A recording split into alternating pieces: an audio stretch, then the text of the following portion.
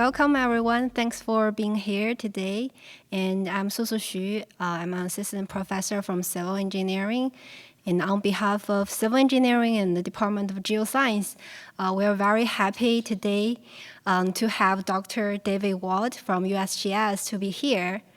And Dr. Wald is a seismologist from USGS National Earthquake Information Center. And he's also affiliated with the Geophysics Department at the Colorado School of Mines.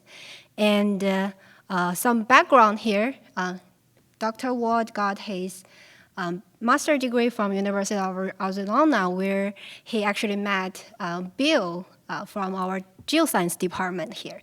And then he got his PhD in geophysics from Caltech at 1993. And later he moved to USGS Pasadena office. And now he's in the National Earthquake Information Center in USGS in Golden, Colorado. And he did a lot of work related to earthquake engineering and seismology. And he's actually leading the development, deployment, and operations of a lot of very well-known and very impactful products in National Earthquake Information Center in USGS. Some of the products you guys may already know, like the shake map, which provide these ground shaking information induced by the earthquake immediately after the earthquake all over the world. And also you may know the Did You Feel It, that you can upload your feeling about the ground motion after the earthquake, and also the pager system that provide the estimation about human fatalities and also the economic loss after the earthquake. And also other types of products he will introduce later. But all of these products, they are very helpful, and they are utilized by the government agencies all over the world to help really, I would say, save people's life in the world after the earthquake. And I know David since I was a PhD student in Carnegie Mellon University, and then after I moved to Stanford, I keep working with him on many very interesting and very useful questions. And I got a lot of very constructive and helpful suggestions and advising from him. And so I'm very happy that he's being here today to give this talk. And he actually also advised a lot of researchers, students in earthquake engineering, civil engineering, seismology, and who have become very famous, well-established researchers in the academia now. So he's also the editor-in-chief for the Earthquake Spatial, and he has been awarded for multiple ERI and SSA Distinguished Lecture Award. And this year, he was awarded for the William Joyner Lecture Award from ERI and SSA. And he was supported by that award to give a talk here, but also supported by our Provost lecture series. So I'm very happy to introduce David to be here today. And now the floor is yours.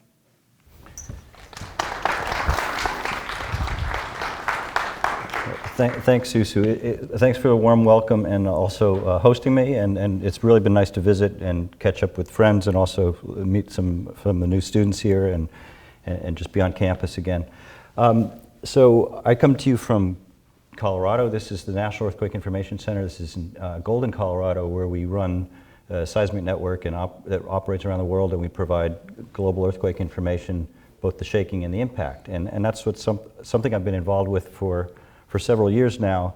And what I'll talk about today is a little bit of background on that, but also where I think it's going in the future. And this is part of, as Susu mentioned, a lecture that's the William Joyner Memorial Lecture. I'll tell you a little bit about Bill in a second.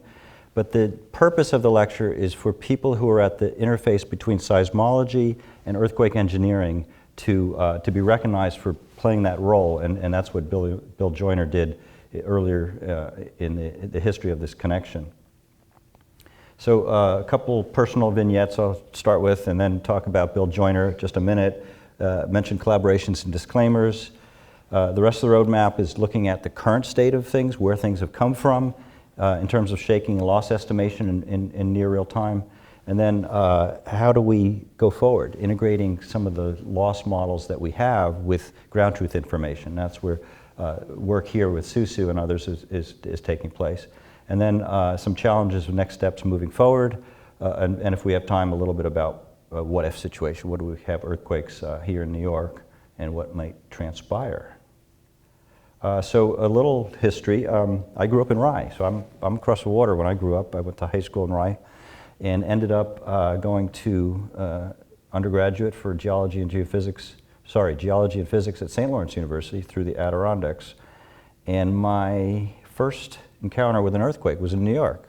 In 1983, I was a junior at St. Lawrence University. If you're doing the math in your head right now, you'll get pretty close to 60, which I will turn on Friday. And so this earthquake, first earthquake I felt, really ended up making me think about what I was doing. I was taking a physics class, I ended up taking geology classes, got a joint degree, and ended up studying earthquakes later on.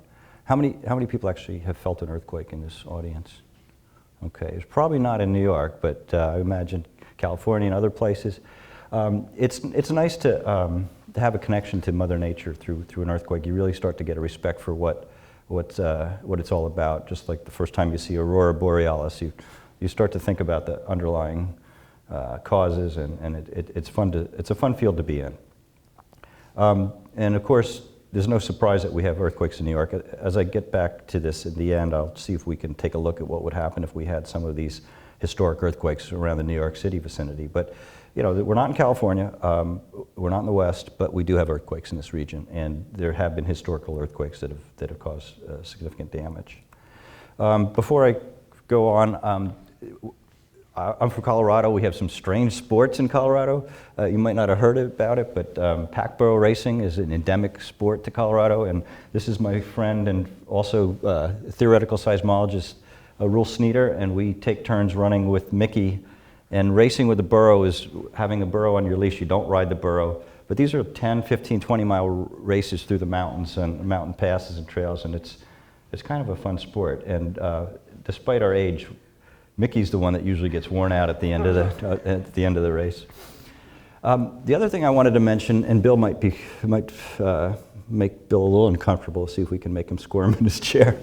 Bill Holt and I were in grad school in Arizona, University of Arizona together. We took a required math class into complex analysis, and we were studying conformal mapping, which you convert from Z space to a W space, and I was getting a little lost. I understood the process, but I didn't know why we were doing it. And I look over, and Bill certainly following the whole thing. So rather than get frustrated, I decided to take Bill down with me. And what I saw when I saw that image was something more like this. And so the conformal mapping, of course, of that would be something like this.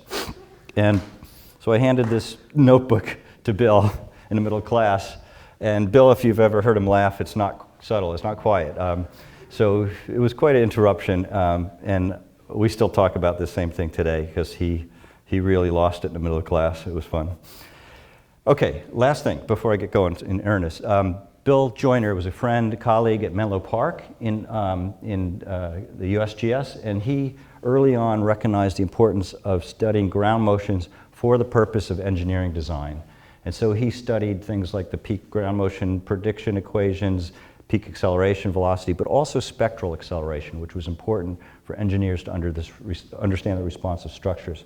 So he was recognized as being at the interface between these two fields, and the lecture here is a memorial for him and also to recognize that interface. If you want to learn more about Bill Joyner, there's a great memoriam by his colleague Dave Bohr in the Seismological Research Letters. Okay, so some disclaimers and then we'll get going. Obviously any mention of products is for informational purposes only and doesn't represent endorsement of the US government. I will be mentioning some commercial stuff. And likewise, these are my own opinions and not those of the USGS. The other thing is I'm focusing on the operational component of rapid earthquake loss information. There's a whole nother realm of risk estimation, which is understanding the possibility, the probability of the hazard occurring. I'm assuming that we just had an earthquake and we're looking at products that are going to be based on what just happened and trying to ascertain what happened as quickly as possible and accurately as possible. So we're looking at loss, which is the hazard, times the exposure times the vulnerability, but not the risk, which would be the probability of that hazard occurring, which is quite a bit harder. And I'm concerned with earthquake losses not only domestically but internationally, which is important because there are very different problems and challenges associated with those. I've got a variety of slide formats, and that's because I'm bringing in borrowed, stolen, and hopefully acknowledged content. And I'm not an earthquake engineer. I'm actually not all that much of a seismologist anymore. I'm kind of an inch deep and a mile wide. I've been choreographing a lot of people to get these things done, and that's been kind of the funnest part of this career. The group that I work with on the left in white is the staff that we have at USGS that is involved with these real-time earthquake information systems, the research and development, but also the day-to-day operations. When there's an earthquake in the middle of the night, we're the ones on the front line. And on the right are some colleagues, including Susu and Dr. Hae-Young No at Stanford, who have been really important to try to make these things happen. We have a lot of ideas and we have a lot of things to get done, and so we recruit through our external grants, through our relationships, IPAs or interpersonnel agreements that we get going. And so the things that we're missing in terms of talents in-house, we bring in through professionals, and it's been fantastic to work with Susu on the particular project, which I'll get to towards the end of the presentation. So in addition to this, kind of really fun and diverse group of people, you might ask as a student or as an early career person, what does it take to be involved in this kind of loss and impact assessment at this interface between seismology and engineering? And it's a whole variety of talents that we can identify, from geoinformation, geospatial, SciComm, scientific communication, where we have real-time products that we have to communicate to the community, every kind of technology in terms of IT, math, statistics, you name it, but also other geophysical phenomena like landslides, liquefaction, and general geophysics. So we have a wide variety of talents as well as people working on these problems. So where do we start? I was with the USGS early in the 90s, and after the Northridge earthquake in California, it took us about a half hour just to put this star on the map. That's the location of the epicenter and the magnitude. It's useful, but it doesn't tell you what's going on with the earthquake. It doesn't give you enough information for actionable response. And so over the years, and this is a slide that my wife made, she's also at the USGS, we added content which went beyond just this magnitude and epicenter to give us information about the distribution of shaking. Where is it strongest, where is it lightest, based on the intensity of shaking. And that gives you kind of a big picture of what things are going on. But that evolved into more products that we'll talk about, including ShakeCast and systems that were geared towards specific users to make specific decisions. And lately we've been able to add the probability of additional impacts, not just from shaking, but from landslides and liquefaction. And so we'll talk about this. And my thought for this presentation is what's the next generation of products going to look like? I'm not going to exactly answer this question, but I'll start kind of going down that path and giving some ideas on where I think these things are headed. So over the years, we've developed what I call the earthquake information system. And you can think of it in terms of pre-earthquake planning or mitigation tools, the tools that are available at the time of the earthquake and then immediately after the earthquake. And my focus at the NEIC, the National Earthquake Information Center, has been in the post-earthquake realm. And we've developed a lot of these tools, and they work in-house automatically and are updated as more information comes in. And the key is that they're all dependent on each other. We get the magnitude and location. That triggers systems to start generating shake maps, as I'll show you. Pager is a prompt assessment of global earthquakes that gives us loss estimates. The shake map is the underlying hazard that goes into these loss estimation routines, and it goes into the estimates of ground failure in terms of landslides and liquefaction. So we'll talk about these in some detail, but realize that these are all tools that we've developed in-house primarily for post-earthquake response. But when you look at a shake map, you can actually use it to take what we call the probabilistic seismic hazard map, the background likelihood of shaking around the country. And we can break that up into possible scenarios, what we might see along the San Andreas Fault or other major faults, and turn that into a scenario which can be used for planning purposes. So we try to get people to use the same tools for planning exercises and response exercises that they will see immediately after an earthquake, so they're familiar with all the information, as you'll be quite shortly. So let's focus a little bit more on some of these core products that are the current state of the art in terms of shaking and loss estimation, and then we'll see some of the other tools that we've developed that contribute. So in terms of shaking, we have two systems that are complementary and quite important. Did you feel it and shake map. Has anyone ever filled out a did you feel it? Probably no, I guess not. If I asked this question in California, I think all hands would go up. About 1% of the population that feels an earthquake gets in and they fill out a questionnaire. When they go, they look for an earthquake information from the USGS, and we ask them what they felt. And it's a short questionnaire. They answer the questions about what they experienced, what they felt, whether things got knocked off shelves, whether pictures got knocked askew, whether there was any damage. And that indication is really good for telling us the intensity of the ground. And we'll take a look at this scale shortly. But that system, the citizen science tool, is really popular and is quite informative in places where we don't have a lot of seismic stations. But the more robust system is ShakeMap. Now, did you feel it can contribute to ShakeMap? It can tell us what the shaking is at particular locations. But the ShakeMap system is a hardened, robust system that takes the seismic sensors in the ground, that records the acceleration and other parameters, and we then interpolate that to make the best estimate of the shaking intensity as a function of color-coded intensity. As I said, we'll see that in a second. Once that shake map is done, and that's the pattern of shaking, the intensity of shaking over the entire epicentral region, it becomes available online and is used for other tools. Two of the tools that are used, we developed in-house. One of them is Pager, and that allows us to estimate the number of fatalities with an uncertain histogram here. We'll see a little bit more detail. And also the economic losses in terms of millions of dollars. And that is also uncertain, but it's useful for gauging how significant a response is going to be needed for an earthquake, or whether a response is going to be needed at all. So this is Pager is sort of the societal impact of the earthquake. At the same time, a number of critical users, in this case the Nuclear Regulatory Commission, departments of transportation, utilities, they're running a system on their own called ShakeCast, and it pulls over the shake map and it looks at their facilities and decides whether the shaking at each of those structures is enough to cause concern, and it gives them a hierarchical list of structures to go inspect in the case of a major earthquake, where Department of Transportation might have 20,000 overpasses, and this will give them the indication of which ones are likely to be affected. So let's see how this works. This is an example for the Napa Valley earthquake. Of days gone past, all we would do is put an epicenter on the map with this star and say it's a magnitude 6 earthquake. Good luck.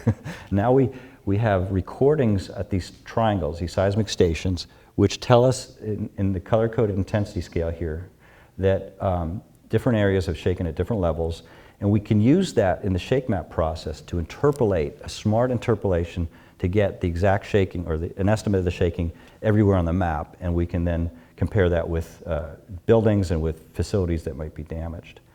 So if we just had the stations, we'd have a good product, would have a decently constrained map of shaking, but we also have these felt reports. So the Did You Feel It data comes in the form of individual felt reports that we average over 1 kilometer grids, and we use those to fill in gaps in the shake map. And the way we do this is we developed a scale that relates the shaking acceleration of the ground, which goes up to about 1 G, so horizontal shaking, but if it was vertical shaking, it would throw objects in the air. So we have the recorded acceleration, and then we have what people would experience at those levels of shaking in terms of shaking, and then the likely damage in the area. So we can take the shaking recorded and estimate what the intensity of the shaking is, or we can take what people report and estimate what the ground acceleration is. And that complementarity of those two different data sets allows us to put them on the same map with inherent uncertainty. The shaking acceleration at the ground seismic sensor is certain, and the intensity that's reported, of course, has some uncertainty, but we can quantify those things and interpolate the map appropriately. Now, the Did You Feel It system, it's like I said, it's extremely popular. For this Napa Valley earthquake that we just looked at, magnitude 6, we had probably about 40,000 responses, and for an earthquake of comparable magnitude in Mineral, Virginia, back in 2011, we had 140,000 responses. And the one thing that becomes really obvious when you look at this kind of map is that for comparable magnitude, the shaking in the east is much greater than the shaking in the west. And this is something we've known for a long time, but it really comes out obviously when you look at these felt areas. And we know that this is because the crust in the east doesn't attenuate energy as quickly as it does in the west, where it's hotter, more broken, more fractured, and absorbs energy more easily. So moderate-sized earthquakes in the east can cause considerable shaking over much larger areas than in the west. Now, whenever we have a significant earthquake, this was back in 2019, magnitude 7.1, one of the larger earthquakes that happened in California of late, although not of significant impact because it was in a low population area of the Mojave Desert. When that gets triggered, we generate what we call these cards here. Each product that I mentioned has its own card that will show up as soon as that product's finished. So this web page is made on the fly. As soon as the magnitude and epicenter are out, the web page starts getting built and the products will show up. And you could follow these cards to get to the different products. And so for that particular earthquake, the Did You Feel It map is shown here. The shake map, including the Did You Feel It data, is shown beneath that. Prompt assessment of global earthquakes, pager system, gives us an estimate of no fatalities. It was, like I said, sparsely populated. And then economic losses probably in the hundreds of millions of dollars, which was close to what happened. The ground failure map tells us that there's a high chance of liquefaction in some of the flat areas and a decent chance of landsliding in the mountainous areas, which you might expect from that strong shaking. And then I won't get into the details of the shakecast, but that tells us the shaking at particular structures, cities, or buildings. And a key here, of course, is that the shake map drives these. It's the underlying shaking that tells us what the likelihood of damage or likelihoods of landslides are at these at any particular location. So that ridgecrest epicenter here is a star, doesn't tell us a lot. If we look at the population, you realize, well, okay, the shaking's probably not going to affect too many people, but we do get felt reports from all the populated areas. It's extremely well known in California. And so we get intensity measurements or observations at all these locations. We can then add the seismic stations and make a shake map over the area that ruptured. The fault is right through here, and that's where the most intense shaking is. And then we can also estimate liquefaction chances and landslide chances, as I showed you. So the challenge is, of course, these models are all simply that. They are not complete observations. They're centered and grounded on observations, but they're inferences. And statistician George Box likes to say that all models are wrong. Some are useful, and I think that's where we are. We have useful models, but we want to figure out how to improve them and make them better over time. So each of these has some large degree of assumptions built in to make these maps. The Did You Feel It is a relationship between what people experience and the intensity. The shake map is an interpolation in between the seismic stations. Pager and the other systems are a model of what might happen to facilities or to the population. And so the question is, what can we do to improve these? Well, there's a pretty large community that works in a different realm, a different time frame than the post-earthquake environment. And that's the engineering community and the seismological community, including the Southern California Earthquake Center and a number of different groups around the country. And their models are fundamentally physical models. They are a numerical model of what is happening on the fault, propagating that fault rupture into a 3D earth structure, predicting the shaking at different locations, and taking those locations with stations with data estimates and trying to estimate the damage by propagating that energy into buildings and looking at the building structural response. So these are, like any physical model, really important to try to understand what's going on. You can understand the contributions of the source of the earthquake, the path, the 3D reverberations, and everything about the physical model, as well as how the building responds.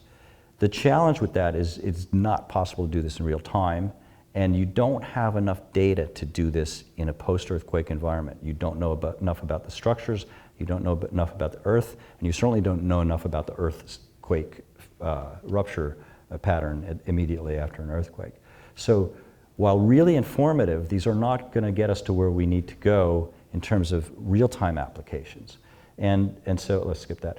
So where we are in the scheme of things in terms of time is the shake map, the pager system comes out within 10 to 20 minutes around the world, and it's very useful in the first day, hours to day, or several days after an earthquake. And the expectation as a real-time tool is that it's not going to be 100% accurate, but it's going to be informative. And so if you look at what the model performance would be, the uncertainty of the model, we would expect over time we'll get better and better with more information and more data and more observations. And what we also anticipate is that we can make our tools more useful to more people in the immediate aftermath of the disaster if we plan on updating that model and making it more accurate with time. And so while the initial decision making is done on a very uncertain model and it's used for urban search and rescue and aid decisions and whether to send people in the field, we expect that with some improvements, there'll be lots of different users that can take advantage of the models that are better in terms of accuracy, but they're also higher resolution and tell us what's happening not just over the whole area, but at individual locations, structures, and potential landslides and things like that. So the fortunate reality is that we have data that's coming in and trickling in a whole variety of different forms. And one of the things that we're doing with SUSU is to try to bring in some of that information, update our models, and have them over time become ground truth and very useful for different purposes than just immediate decision making. But they have to be more accurate in order to do that. So the pager system, like I said, for earthquakes around the globe, every time there's a significant earthquake, magnitude 5.5 and larger, we generate a shake map and we generate this pager estimates. So it's green, yellow, orange, and red. And they, again, refer to estimated fatalities and estimated economic losses. But you can see how we present these. We have an alert level that's the median value of the number of fatalities, but the possibility of being between 100 and 1,000 fatalities and 1,000 and 10,000 is actually comparable. So it's a very uncertain calculation. Again, this is not green, so it's a significant earthquake, but it's still highly uncertain. Same with economic losses. And so what we've done to calibrate our system is to make shake maps for thousands of earthquakes in the past. Going back from 1900 on, we've got over 14,000 shake maps that we've collected all the data possible to constrain the shaking. And so we can go back in time to the 1906 earthquake, for instance, and use the historical shaking intensities, the damage that was reported, what people experienced, again, macroseismic intensity, and bring that into a shake map. And we make a pretty good map. We also have the fault. The fault is known to have ruptured along this 470-kilometer black line here. It tells us what the strongest shaking is going to be like along the fault, and then we have lots of data to constrain. But we can also use a modern earthquake like the Tohoku Earthquake in Japan, where we have 1,000 seismic instruments. Both of these can be used to make a very, very useful shake map. And the size of the fault that ruptured in the Tohoku Earthquake is shown here with the rectangle. So we go back in time and we take all those earthquakes, we make shake maps, and we look at the population that was exposed to each shaking level, and we compare that with what actually happened in terms of fatalities and economic losses. And we develop a curve for each country. And these curves relate the intensity of the shaking up to intensity 9 and the fatality rate of the population exposed to that earthquake. So in California and New Zealand, where there's very strict structural codes, building codes, and high quality construction, the fatality rate is actually quite low. The fatalities from earthquakes in California and New Zealand are usually very low. But other places around the world, the likelihood of fatalities given the highest shaking level goes all the way up to over 10%. So we see this model developed from past earthquakes, and it's an empirical model. It's not a physical model. It tells us what's happened in the past, and we can use this to go forward in time to estimate what would happen in any earthquake where we can make a shake map. So for an earthquake in Greece, the pager results is this, what we call a one-pager. It's a summary of the population exposed to each shaking intensity level, all the way up to 9 and 10 potentially. Again, the alert level, which is the higher of the two alerts, fatalities and economic losses, and these histograms that tell us the losses and the likelihood of being in adjacent levels. And these are useful, but again, as I mentioned, uncertain. In the 10 years that this has been running, since 2010, we can plot out the initial alerts after 20 minutes from the pager system, comparing the reported fatalities to the predicted fatalities, and then the final alert, which happens hours or days later. And you can see that most of the, there's thousands of points right here that are green and green, meaning we had no fatalities and we estimated no fatalities. And if you look at what's called a confusion matrix, you can see that most of the events are in that box. But there are other events that are off, over-predicted or under-predicted, and we want to do better than we have been in the past by improving these models as quickly as we can. So what's the challenge with doing this globally? Well, like I said, the numerical models, these physical models of earthquake shaking and losses are really important for understanding the problem, but they're limited by the data and the modeling and the physical constraints that you need, and typically by a lack of calibration. You can have a new physical model in San Francisco, but unless you've had an earthquake in the past, you don't know whether it's calibrated in terms of the shaking and the damage. The challenge with empirical models like Pager is they can be calibrated against past earthquakes, but they don't know about the changes of the population or the changes of the building codes or changes of the urbanization in a country, and so they're very approximate. So they're low resolution and uncertain, but at least they're calibrated, and that's why we use those for post-earthquake response. And the challenges to doing this better is that the shaking, while it's recorded in some places, is mostly estimated, and it's coarse at scale. And variations of shaking, we know when we have lots of sensors, is highly variable. And so that complexity makes it difficult to infer the shaking in between observations. We don't know what's out there around the world. In the United States, we have some sense of the structures, but globally, there's a whole variety of structures that aren't mapped out. We don't know how well they perform during earthquakes.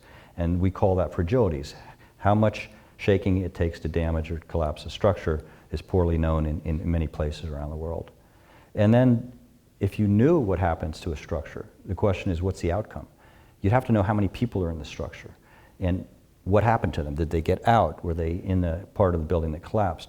And so that becomes a demographic problem. Just imagine knowing where everyone is in the world at any time of the day when an earthquake occurs. And so these inherent uncertainties come in, and there's ways to tackle this problem. One of them is to have better inventory data. There's now building footprint data for the world. It's better in the United States, it's good in some countries, variable in other countries. But the footprints here are about as good as we have. We have no idea what's in these footprints. They're buildings, but we don't know whether they're wood, brick, reinforced concrete, or how they're going to behave therefore in an earthquake. So there's some ultimate goals. I think people are going to be working on machine learning approaches to assign these buildings with particular structure types, but that's not available at this moment. And then, as I mentioned, if you knew what building was, where is everyone? And my colleague Kishore Jaswal and I tried to solve this problem where we distributed people based on whether they're at work, at home, indoor, outdoor, in a commercial, residential buildings, and it's just a mess. You got to make all sorts of assumptions about where people are. The other big challenge is that it's not just shaking that causes damage. The pager system and shake map combined tell you about shaking damage, but not other perils that are triggered by the shaking, like landslides and liquefaction. And they contribute significantly, in certain cases, to earthquakes in terms of the losses. So we developed on the side models of landslide probability and models of liquefaction probability based on the shaking and the susceptibility of the ground, the steepness of the slope, the wetness of the soil layer, and other proxies that are available for the entire globe. And we developed logistic regressions that tell us when a shake map occurs, what the distribution of landslides are likely to be based on past occurrences of these phenomena. So these layers around the globe of wetness and soil strength and slope and other things, they're approximate, and so we can't do this with any great accuracy, but we can make a very useful product, uncertain but useful. And for, say, magnitude 7.5 earthquake in Papua New Guinea, our landslide probability map maps out the shaking intensity, which is from the shake map, the fault that ruptured about on this line, and the landslide probability gets pretty high in the areas that are shaken and are steep slope, as you might expect. But we can quantify this and put it into a map. The challenge is that there's a lot of landslides in here. We don't know exactly where. And some of these slides were extraordinarily large and damaging from this earthquake, and they actually changed the gross domestic product of Papua New Guinea because of the impact to infrastructure and oil production. And so these were very significant. It blocked access for response. It caused their own casualties, and these are a really big deal in some situations after a major earthquake. For the Puerto Rico earthquake that we had just 2 years ago, we had a nice probability of landslides along the area that was populated on the south coast. The shaking intensity is shown here, but we don't know exactly where the slides are going to be in this area. So we have a low probability of slides over a large area, and we'd like to do better than that. I'm going to skip that. So how can we improve the estimates, making the loss estimates more accurate and better spatially refined, and include these ground failure estimates in the impact assessment? And we also want them to make these more useful, not just the first few hours after the earthquake, but in the days and even weeks to months when the recovery and rebuilding takes place. So there's two approaches that we're going to touch on. One is to improve the prior models. The models, like I said, all models are wrong. We can improve those by having denser seismic instrumentation. That seems to be on the way. There's a lot more smart devices, smartphones, MEM sensors. We can improve the intensity observations by having more people contributing to Did You Feel It, but also have people that are going out in the field make these assignments that we can use rapidly. We can also have better ground failure models, and that's a challenge. We have very coarse data sets around the globe, but locally in some places we have better geotechnical information, how the soil behaves, the soil strength, the soil or the water table depth and things like that that are very useful in trying to predict these losses. And the challenge is using a multi-scale approach where you have information in detail in one location and a general model and including those together. And that's something that's a great research problem that it's sort of ubiquitous to have multi-scale solutions to these types of problems. Loss models, of course, we can do better if we have these inventories of buildings and these inventories of how vulnerable those structures are, and better calibration of those. But the approach that we're looking at right now is to update the prior models on the fly by adding ground truth observations. And this includes imagery, primarily radar imagery, and also whatever comes in on the ground truth basis from observations of damage to buildings, of occurrences of liquefaction or landsliding, and also particular examples of what structures may have been impacted. So I won't spend much time on this, but the shaking model can, like I said, can be more densely censored. There's efforts in place in parts of California and British Columbia to take the smart meters for your electric meter and put in an accelerometer in there. So all of these smart meters will be internet connected. There'll be literally tens of thousands of these in cities. Challenge is bringing that information in. I'll skip over this. The other thing is that for damage models, one observation that we could use is if you have sensors in the structure itself. You could have a ground truth for that building by knowing whether there's displacement or deformation in between the floors. And that's an expensive endeavor, so you won't have more than a few hundred or maybe a few thousand buildings that are actually monitored for damage, but they would be a ground truth observation that could be folded in. I think I'm going to just fly over this part. One of the things that happens after a major earthquake is people go out and they inspect buildings. They inspect buildings for occupancy, they inspect buildings for insurance purposes, they inspect buildings from FEMA to see if the homeowner gets a reimbursement from the federal government or can get a loan, but all that information is pretty much thrown out. It's used for those single purposes.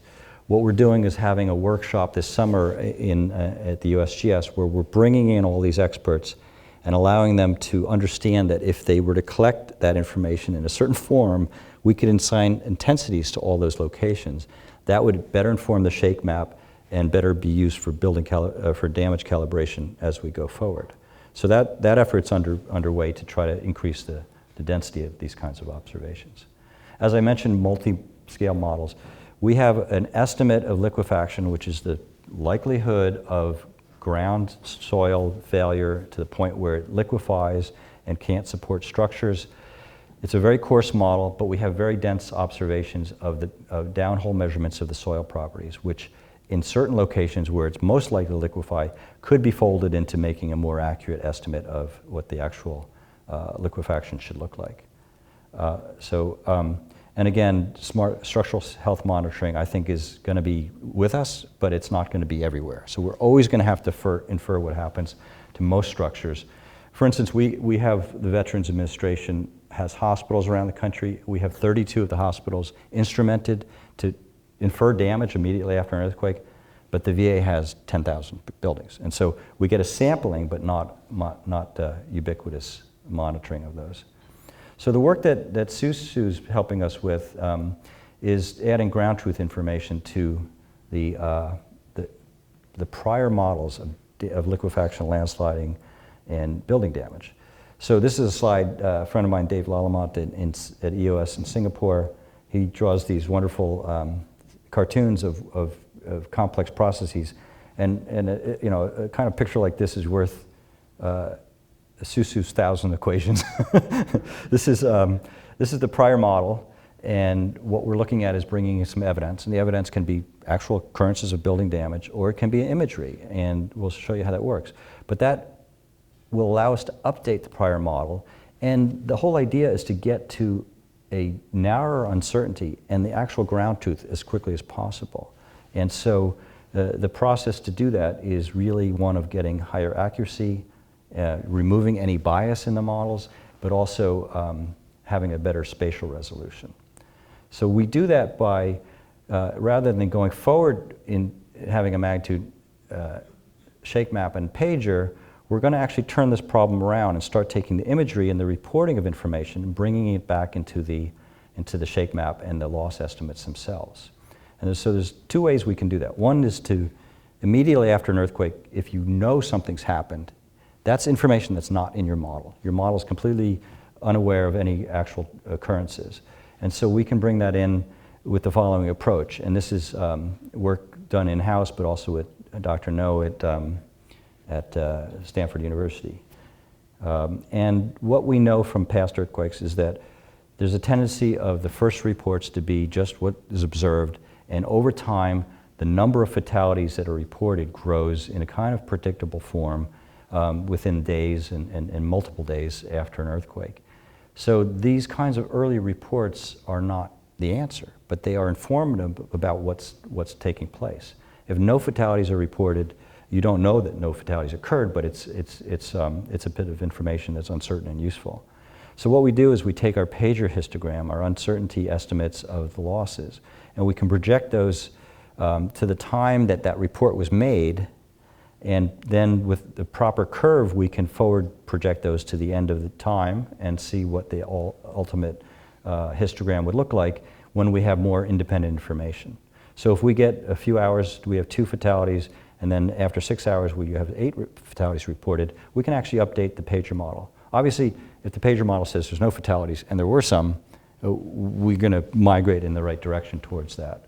And this is mathematically a little bit challenging. It's a Bayesian updating process with a time dependence on it of this projection model of what you expect given what you observe at a particular time. But the outcome is to have a narrower probability distribution that's centered closer to the ground truth, and as you have further reports, that should get even closer. So we've tested it out for past earthquakes, like the Gorkha earthquake in Nepal, where there were over 9,000 reported fatalities.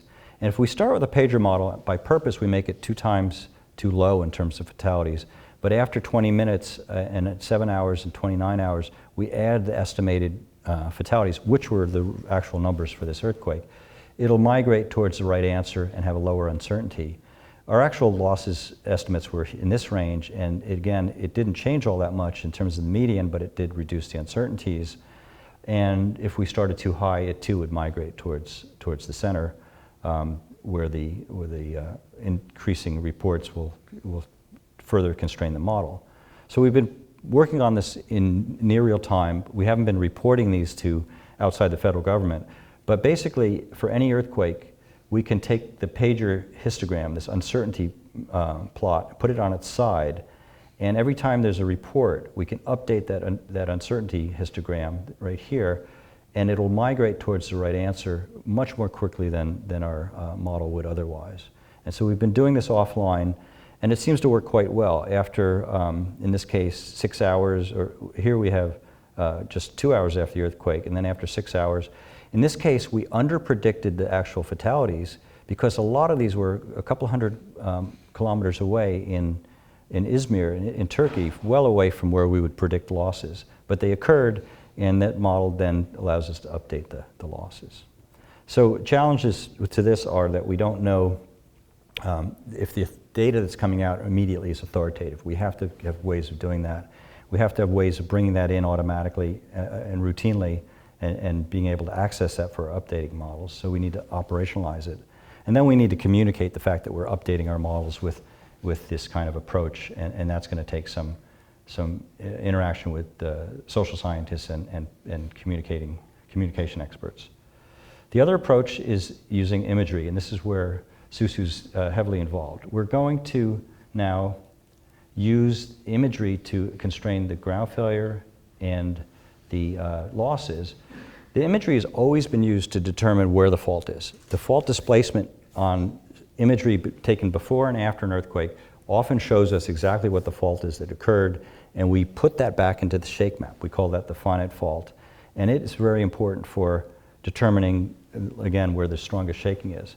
So this process of using INSAR, interferometry, is good for determining displacement of the fault, but it has another purpose, and that is, oops, I skipped over. Like I said, the dimension of the fault is extremely important for the shaking characterization. This is a magnitude 6, 7, and 8 earthquake on the same scale, roughly.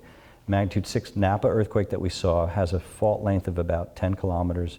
As you go to a magnitude 7 earthquake, we're now looking at about a 90-kilometer length. And then for a magnitude 8 earthquake, we have a couple hundred kilometers of length. And so that INSAR data and the seismic data collected around the world can be used to determine these fault dimensions, and that helps us with our shaking prediction. But that's not what we're looking at for these INSAR imagery that we're now using, and that is what's called the damage proxy map. We're looking at the change of the coherency of the reflection before the earthquake and after the earthquake. The challenge is, while it contains very accurate information about what's changed, we don't know what's changed. So it could be landslides, it could be building damage, it could be noise, it could be plant growth, it could be a parking lot that was empty after the earthquake and full before the earthquake. So we have to infer what these signals are. And in the case of this Ridgecrest earthquake, we could find the fault very easily, but we want to know what these other signals are, and we don't know exactly what they are. They could even be hydrological changes that happened before and after the signals were acquired. Now, we know these signals can be very good. Globally, of late, in fact, this is just shown in the New York Times, where building damage in Ukraine, unfortunately, can be mapped out very easily with these signals before and after the damage. The Beirut explosion back in 2020. These signals before and after some kind of significant change can be extremely useful.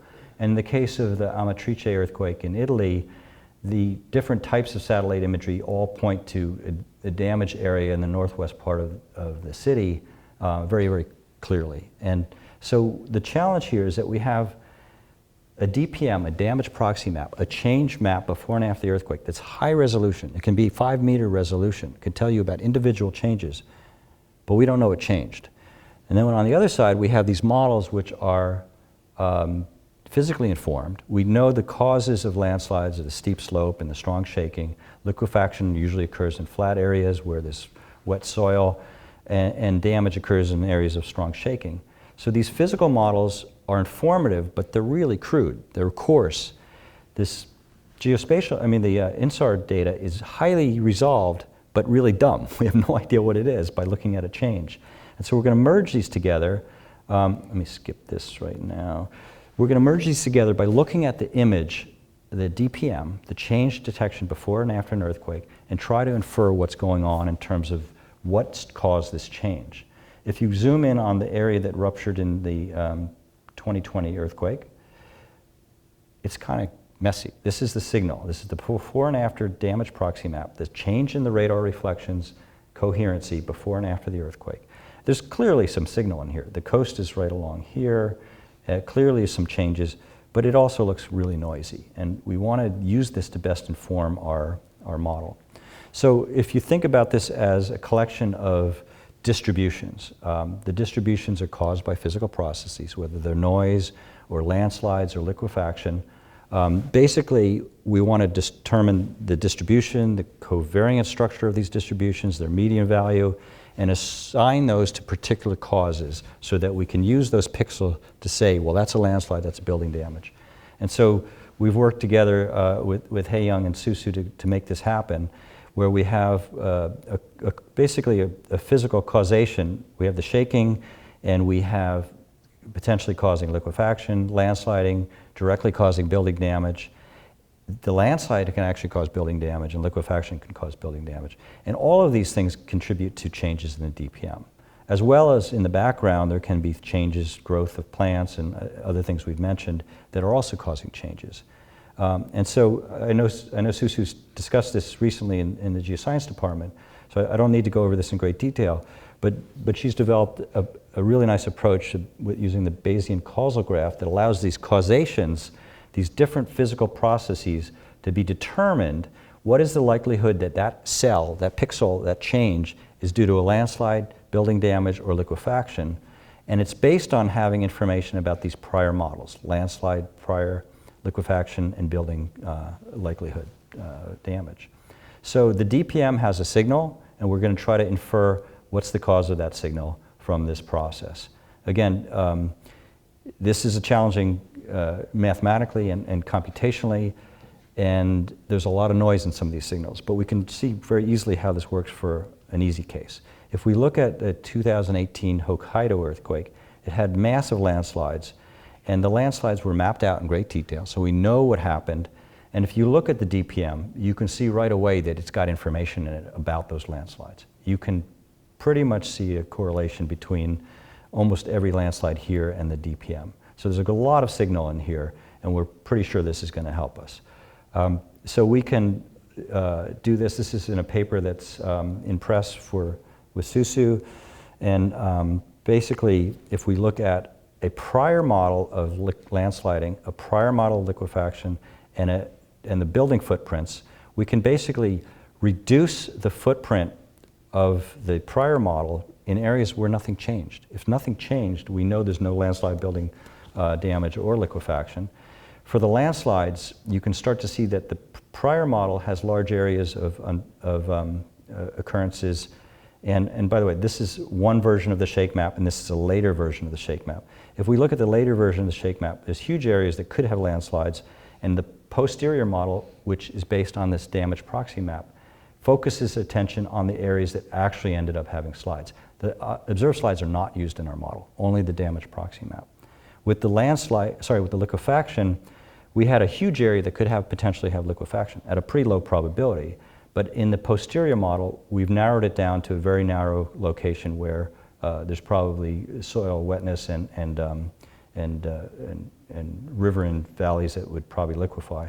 And then with building damage, we've narrowed it down to locations where there are structures and there's potential for building damage. So the occurrence of the landslides and the posterior model look a lot better than the prior model than we have for this type of approach. And then lastly, a difficult case, which is when we have this DPM for Puerto Rico, where you know there's a lot going on in that signal. We're going to do the same thing, and we're going to compare the prior landslide model to the posterior landslide model, the prior liquefaction model to the posterior. In this case, we're adding the landslides in blue and the liquefaction occurrences that were reported in pink, and we start to narrow the scope of where these things could occur and making them higher probabilities. And so it looks pretty good that we're bringing in not only landslides but liquefaction, and the likelihood of building damage is starting to come through as well. There's a lot of challenges to this, but we expect the DPMs to improve over time, and we expect the prior models to improve over time. So we're very optimistic that this is going to take us in the right direction. The last thing that we're going to do is, as I mentioned, we can do better on the prior models, but we're systemizing the collection of landslide, liquefaction, and damage observations through this workshop that I mentioned and other approaches so that we have ground truth that we can also put into this model. And the way that'll work is that the DPM, the damage proxy map here will be supplemented with observations, and these landslides or liquefaction or any other observations will then be attributed not only to specific cells and specific locations, but that will help inform the entire model by providing us with the structure of the correlation model of the landslides and liquefaction. So we're, again, really optimistic that this is going to be doable with the kind of approach that machine learning strategies that we've been working with Susu on. And I'm running out of time, so I'm just going to say that the strategy here is evolving hazard and loss estimates are going to improve with better ground truth information on the hazard side. And the remote sensing side of the equation, I think, is really looking better. There's going to be new missions, an ISAR mission. There's new commercial efforts to do INSAR at much faster turnarounds and availability and quality. And again, with the ground truth observations as constraints, we're going to improve that with more sensors and more crowdsourcing. And as I mentioned, we're going to allow a lot of the people that are going out after events to provide information back to the system through this macroseismic data collection process. And what we'll see in the future is what we started developing in-house for earthquakes. This is a scenario for an earthquake in Charleston, South Carolina, the pager model for that scenario. And what we started producing is what we call the two-pager, which is a more detailed distribution of shaking damage, shaking-based damage, at the census block level. We can only do this in the United States. We have enough information about buildings in the United States that we can make estimates that tell us not only where the damage is likely to occur, but how many buildings will be affected and how many buildings will require to be restricted use or unoccupable. And that's where this combination of more accurate spatial information rather than just the overall losses that we provide with the pager system is the direction we're heading, and we're hoping to do that for the globe and not just the United States. So that's the story. Improving these prior models, combining these global models that are empirical with more accurate spatial resolution, this multi-scale problem, evolving the impact and shaking data sets that will allow us to do much better prior models, and then updating the prior models with this kind of ground truth collection. And we still have the problem of challenging, communicating this information to audiences that are not all that familiar with the uncertainties that are involved. And so that takes a lot of communication, a lot of development of these products, and new forms of delivery and information that goes along with that. And I promised you some scenarios, but I think given the time, I'll leave that and we can chat about that some other time. Thanks.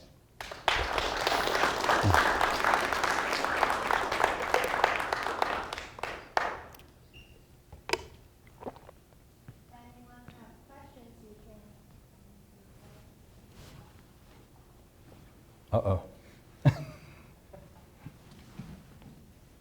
Thanks, Dave. That was a really excellent summary of all the excellent work you've been doing with your colleagues. I always enjoy showing the pager results to, when I teach classes about earthquakes, and I know that many students have benefited from this just from a purely academic level of understanding. Before I get to my question, I can't believe you still have those notes from complex variables with your doodles. I might have recreated those. Yeah. So anyway, that was a good time. Thank you for that. So my question is pretty impressive where you're going with this, with your prior and posterior estimates. On the front end, I'm curious about whether you could use early warning type methods to give you better initial shaking models.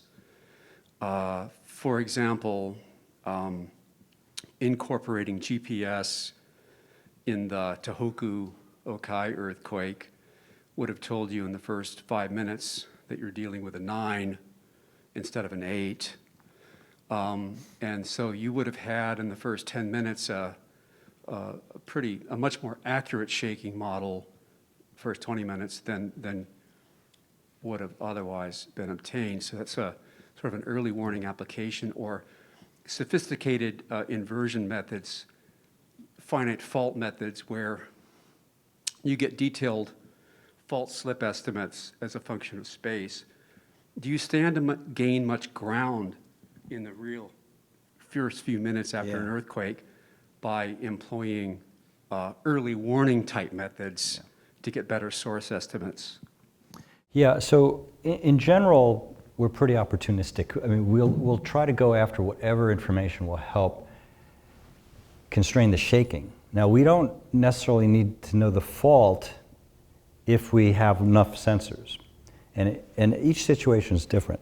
So the Tohoku Earthquake happened in Japan, which has the best seismic network on the planet. It has thousands of strong motion sensors, accelerometers along the Honshu that was shaken, but they weren't available. The power went out at the data center. They had 3 days of latency before they could get that data out. So if the situation was we had a magnitude 9 earthquake and all those stations recorded it, we don't even care what the magnitude is. We got the shaking, and we're trying to get the shaking. So the location of the fault, its depth, the amount of slip, doesn't matter. We want the shaking. Now, they didn't show up. So we had 3 days in a blind zone where we had to infer what the fault was. We had to also estimate what the magnitude was.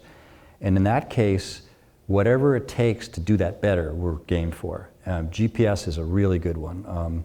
I'm not sure that the GPS was as unavailable as the strong motion data was, but the way we work at the NEIC is we can always get remote sensed something about that earthquake. So we knew there was a magnitude. I think the original magnitude was about a 7.9. It was updated to an 8.5 a couple hours later. But if we had more data, like the GPS data, and that data was used to infer the fault plane early on, we'd have a better map than we did to start with. So absolutely. And we're always, we always want a fail-safe mode, and then we always want the best possible situation, which was all that data would be coming in from Japan in near real time. And the usual occurrence is Mother Nature, big earthquake changes all your plans.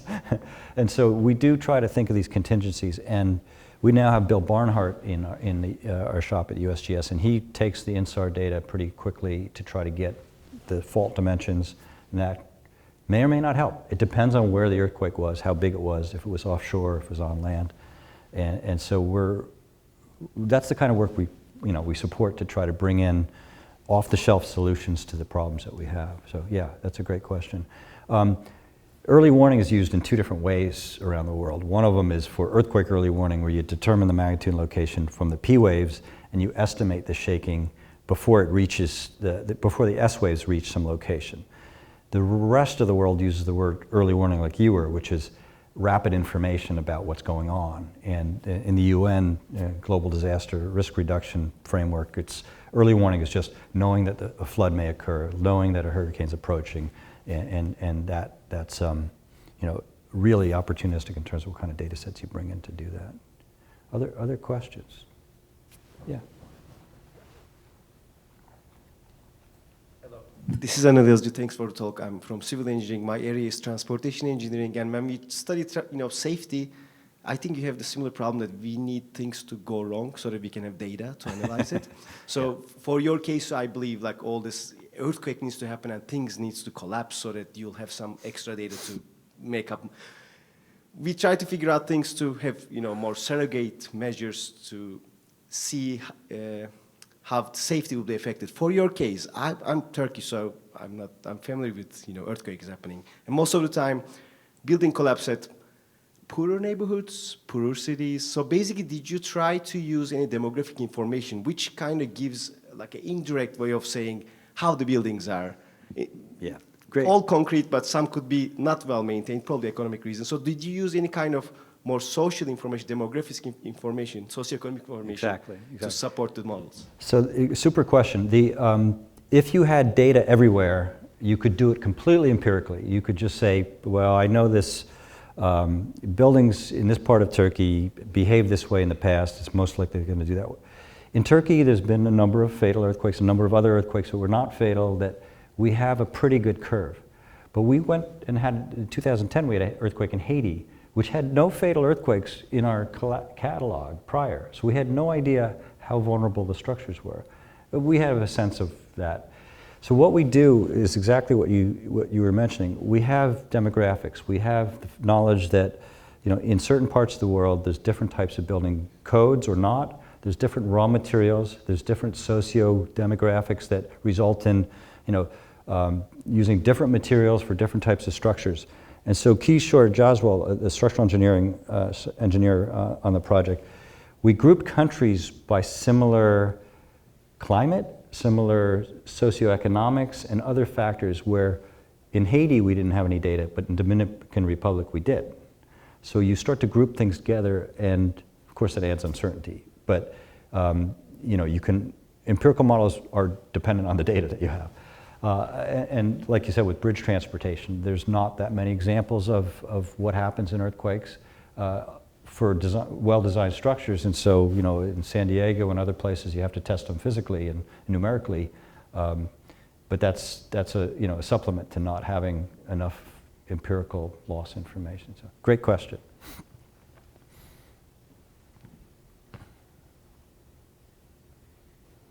I have a question here. Is actually similar, like related to the did you feel it? How do you actually make people willing to report data to like this government platform? Because I assume this is very related to their community awareness of technology or their engagement in this community work. Yeah, it's surprisingly not that difficult. We have an advantage, Mother Nature.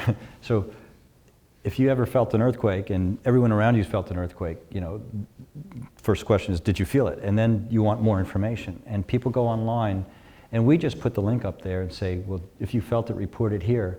And surprisingly, yeah, it's going to a federal agency. But people really like to share that experience. And they like to share it, in the case that we describe it, in a framework where that information is being useful. It's being shared, and it's also going to a higher purpose.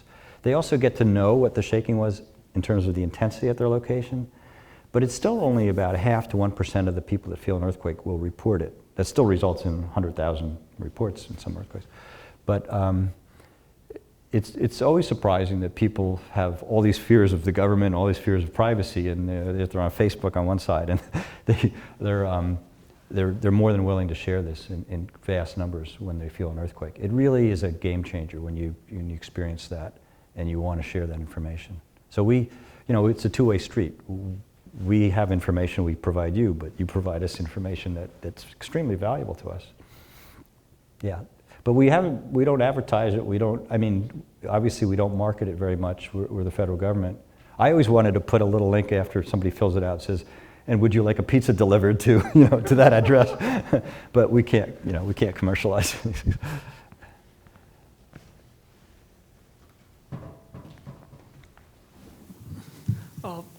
This is great talk. As a seismologist, I kind of knew pager and shake map before, but it's so insightful to learn the stories in the back. So I really appreciate that.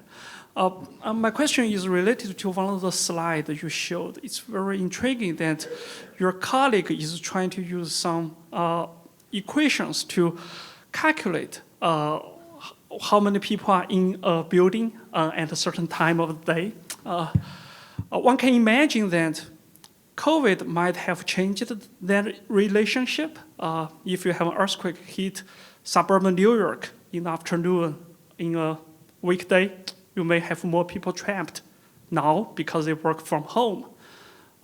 So are things like that considered in such a model?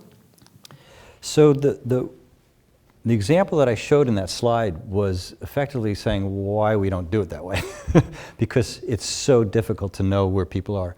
And absolutely, demographics, even a holiday, would change the equation completely. summer and winter in a seaside town or a resort town. And so the model that we use, the empirical model, is completely simplistic. It doesn't care where people are. It only looks at the total population and the shaking intensity level. And that's why it's so uncertain. But we've tried to do in parallel exactly what you did, you suggested, is try to understand how that demographic flowchart works and how it might change at time of day and how it might change seasonally. And it's even more uncertain than the empirical model. And so, if you wanted to do, this is the limitation of physical models. You have to have those physical constraints. And a lot of the time, the good part of the physical model is you can change the equation. You can say, well, what if 20% of the people ran out of the building, or duck covered and held and went under a table? You could actually see the change in your model. But to actually get the right answer, you need to know all those parameters. And it's simply unattainable given the current situation. But these numbers are approximate, and we can make these kinds of guesses, knowing that entails a lot of uncertainty. I really think the question is neat because COVID changes occupancy, but so does population changes, and buildings change over time in different cities, and our empirical model isn't able to keep up with those kinds of changes. So we're trying to validate it or make it more accurate with some kind of ground truth information. But ultimately, I think Facebook, Google, between these different systems where you were mapping out where people are with their cell phones and other things, there's hope that there'll be a lot more data to acquire and to map out these kinds of things. And it's a lot of fun to try to answer some of these questions. Yeah, thanks. All right, sounds like everyone needs a break. Wait, one more. Excellent talk, David. Thank you. Quick question. Is there a feedback to the model after you estimate damage? For example, from a structural engineering point of view, after you estimate damage in a region, there's a reconnaissance that actually verifies or assesses the damage? Is there feedback to the model to see whether the predictions were right and ultimately improvements to design codes? Yeah, exactly. The empirical model is improved when we get more data. And it turns out, the last 10 years of earthquake loss information are better than the previous 100 years because of the quality of the information, the quality of the shake maps, and the understanding of the population distribution is so much better. So we incrementally improve these country models in the empirical model. What I think becomes obvious when you show these plots of the different fatality rates as a function of country, that the building code is working in some places and it's not working in other places. Or, the natural evolution of the building style has worked in some places better than others. And the hope is that kind of information is used in future code changes. But effectively, all of those losses in those curves are known entities. They're unreinforced masonry, they're adobe, they're rubble stone that's informal construction around the world.